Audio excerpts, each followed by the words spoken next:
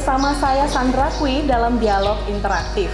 Dan kembali lagi ke topik pembahasan kita tadi ya mengenai bagaimana sih Kak Denny ini melatih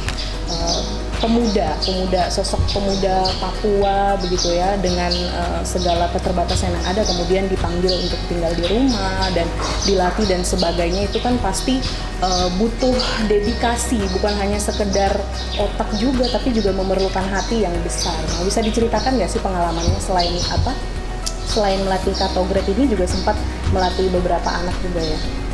Ya, memang kalau kita bisa menjadi pilihan ya, pilihan pelatih itu bagi saya pilihan. Panggilan hati yang kita utamakan itu kita bisa, kalau kami khususnya di Raja Wali, yang saya kembangkan itu adalah bagaimana kita meramu ini sebagai sebuah kekeluargaan. Iya. Saya sebagai pelatih bukan hanya membutuhkan pemain di lapangan, tapi saya juga membutuhkan mereka komunikasi di luar. Yang lebih penting itu di luar. Karena di luar ini akan mendukung bagaimana mereka bisa hadir di lapangan. Ya.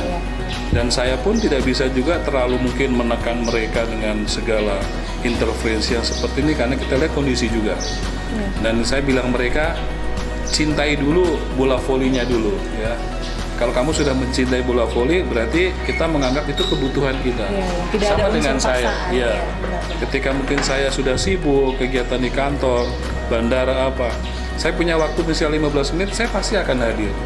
Dengan seperti ini pun atau berseragam apapun, saya pasti hadir. Karena mereka ini butuh, bukan hanya tadi kita bilang pembinaan secara fisik luar, tapi yang penting ini adalah hati. Ya, hati. Yang penting ya bersyukurlah, artinya secara pribadi atau keluarga kan saya khususnya ya sangat mendukung lah ya. Apa yang mungkin saya mau kembangkan keluarga sangat mensupport, karena memang menyiapkan kalau ngomong membentuk tim itu tidak semudah membalikan tangan. Betul. Karena ketika mereka akan bertanding atau mungkin latihan sore ya, kita dengan kesederhanaan dan yang kita miliki, kita minum air galon bareng ya nggak masalah gitu loh. Jadi bukan suara harus tuntutan seperti ini, tidak. Jadi dan kita pun ya kita latih membentuk suatu karakter pribadi itu sudah dari situ juga. Terus bagaimana kita bergerak secara tim. Betul. Mungkin di luar lapangan ya kami juga ada mungkin ajang rekreasi bersama. Refreshing lah ya. Refreshing atau kunjungan ke seperti situasi pandemi corona ini, kita bisa berbagi ya, kita utamakan atlet-atlet kita dulu. Setelah kita atlet baru kita bisa bergerak di luar klub kita. Betul.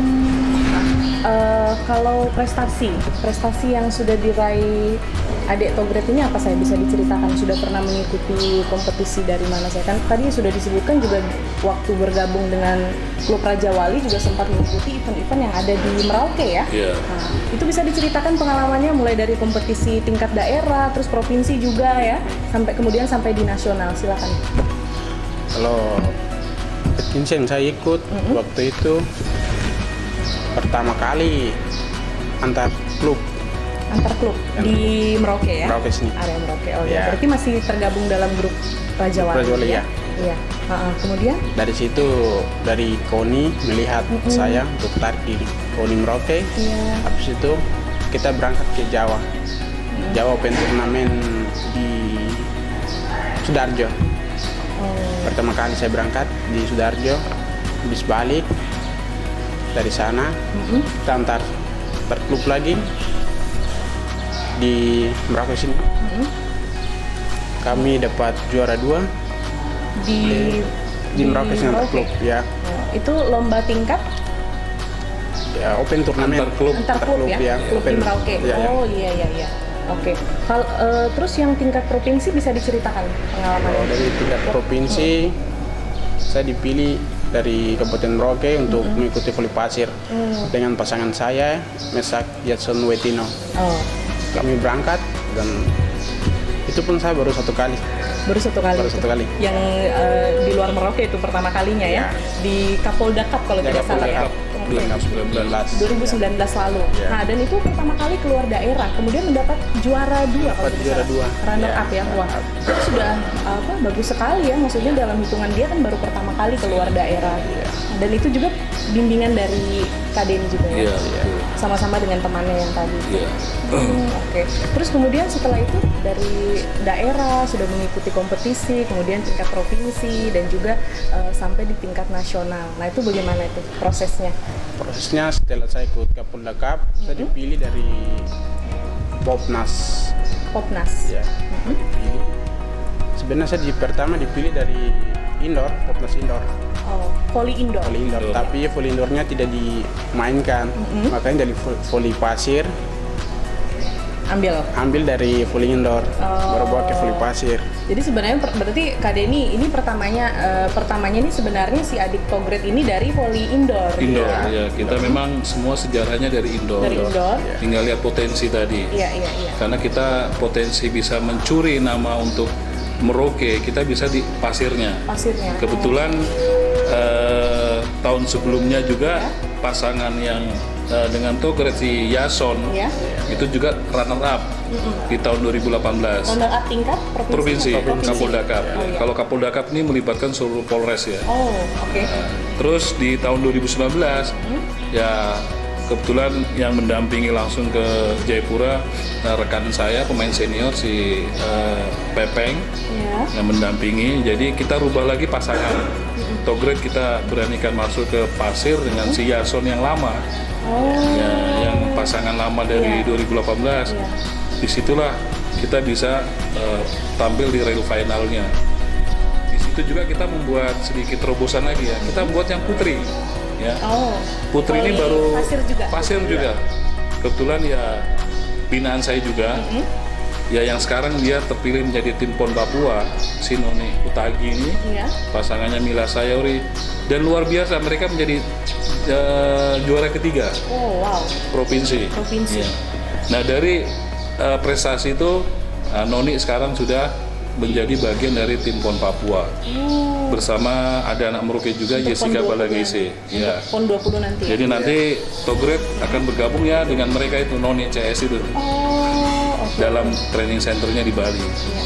Berarti ini pemirsa di rumah juga ini informasi juga ya. Berarti Iya. Merauke ini sebenarnya di luar itu terkenal juga di bidang cabang olahraga voli pasir sebenarnya. Sangat terkenal. Karena dari tahun-tahun sebelumnya pun sudah ada prestasi-prestasi seperti yang disebutkan tadi. Ya, kita punya kakak atau senior langsung AKP Engel Tirta Kais ini bahkan sudah mendunia Olimpiade. Oh, wow. Ya, ini sangat membuat kita tertantang ya. Tertantang untuk menghadirkan tunas-tunas baru lagi. Contohnya nih adik Togret ini ya, mudah-mudahan. Mudah-mudahan bisa terus konsisten dengan yang dia laksanakan sekarang. Iya.